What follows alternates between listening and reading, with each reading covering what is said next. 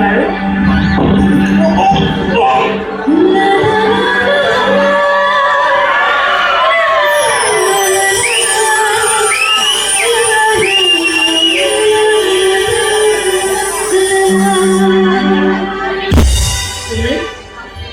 তুমি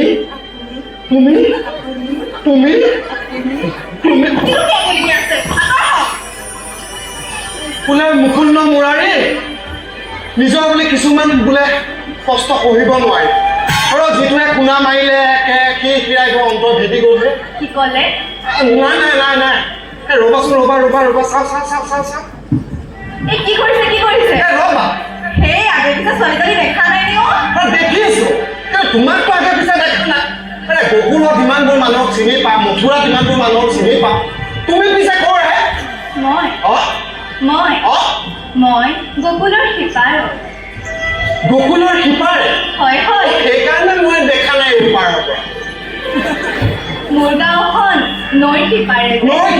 হয় সেইকাৰণে মানে চাবলৈ চকুৰ ৰশ্মিটো অলপ ভাল হ'ব লাগে নাই নাই চকুৰ ৰশ্মি ভাল হ'ব দিয়া চিন্তা কৰিব নালাগে পিছে তোমাৰ নামটো বা কি মোৰ নাম মোহিনী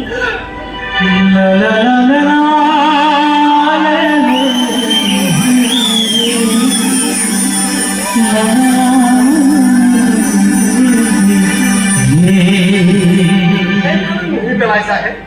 সেইকাৰণে মুভি কৈছা নাম যেনেকুৱা মোৰ কামো তেনেকুৱা হওক দিয়া নামটো ইমান ভূমিকা ৰাখিছা পিছে হেৰি কিবা সকামত আহিছা হয় ৰাণীক লগ কৰোঁতে আহিছিলোঁ ৰাণী তেখেত ঢুকাল নহয় ঢুকাল কেতিয়া ঢুকাল 2 বছৰমান হ'ল কি 2 বছৰমান হ'ল কি ক'বা তাৰ বুজিছা অচিন ৰোগে পালে বহুত কবিৰাজ লগালে কিন্তু ঠিক নহ'লগৈ ঢুকালে তেখেত কিন্তু ৰাণী ঢুকাল যদি 2 বছৰমান হ'ল তেন্তে কিছুটো কি আকাশৰ পৰা পৰিল নেকি আমাৰ পুনাগৰৰ কথা শুনিছা পুনাগৰৰ আমাৰ জকুৱাই সন্তান আকৌ ধেত তেৰিকেৰি আপুনি বৰ খেলিমেলি কৰি থাকে দেই ময়ো সেই জকুৱাইৰ কথাহে কৈছিলোঁ তুমি ৰাণী বুলিহে ক'লা আৰে ৰাণী আইদেউ বুলি নকয় জানো ৰাণী আইদেউ বুলি নকয় কিয় নকয় আমাক এই গাঁৱৰ ছোৱালীজনী নাম ৰাণী সেইগৰাকী ঢুকাল তুমি এটা ৰাণীক বিচাৰিছা মানে ঠিকনাটো বেলেগ হ'ল নেকি নাই আপোনাৰহে বুজাত খেলিমেলি হৈছে মই নন্দ ৰজাৰ মহাৰাণী জকুৱাইক বিচাৰি আহিছিলোঁ আছে মই মাতিম বাৰু পিছে তোমাৰ খবৰ লৈ থাকিলে তুমি মোক খবৰ এটা নোলোৱা ৰ'বচোন আকৌ আপোনাৰ পৰিচয়টো দিব নেকি বাৰু আপোনাৰ ঘৰ ক'ত ঘৰ এই হাত পিছে দেখিছা এই চকুৰে মনিব পৰা দৌৰখিনিৰ পৰা এইফালে সেই বাঁহতলি দেখিছা এয়া সকলো আমাৰে তাৰমানে যি বুজিলোঁ এই গোটেই হাউলিটোৰ সমস্ত আপোনাৰ কি ক'ব কৰি আছো বুজিছা ওলাবলৈ তেনেকৈ সময় নাপাওঁ নহয় এয়া গোটেইখিনি মোৰ বুলিয়ে কয় বোলে ওলাওঁতে সময়তে ৰামধনকে থাকে পিছে ৰামধন বুলি ক'লো হয় নামটোৰ লগত কিন্তু মানুহটো নকৰে নামটো ৰাম ন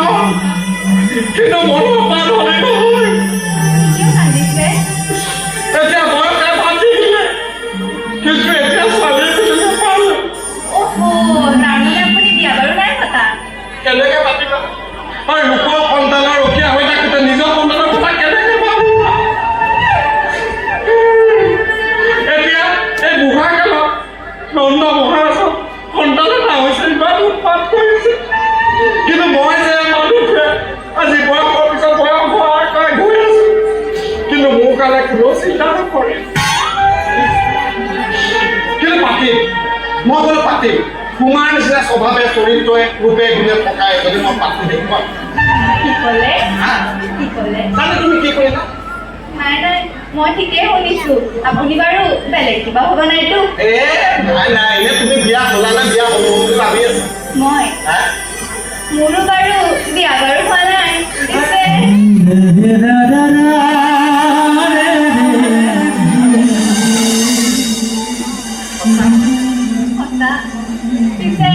ঘৰৰ যদি পচন্দ থাকে তাত মোৰ আপত্তি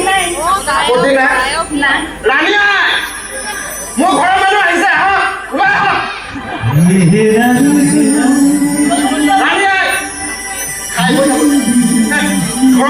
ৰাণীয়ে হেৰি মোক কোৱা কথাকেইটা আইমাক ক'বা আৰু দেই খাই বৈ যাবা যাওঁতে অকলে নাযাবা মই গৈ তোমাক থৈ আহিম ঘৰখন চিনাকি লগাই আহিম মাজে মাজে খবৰ লৈ তেতিয়াহে খবৰটো লৈ থাকিব পাৰিম টোপোলা পেলাম বুলিনো কেনেকৈ যাম আইদেউ পাতক দিছ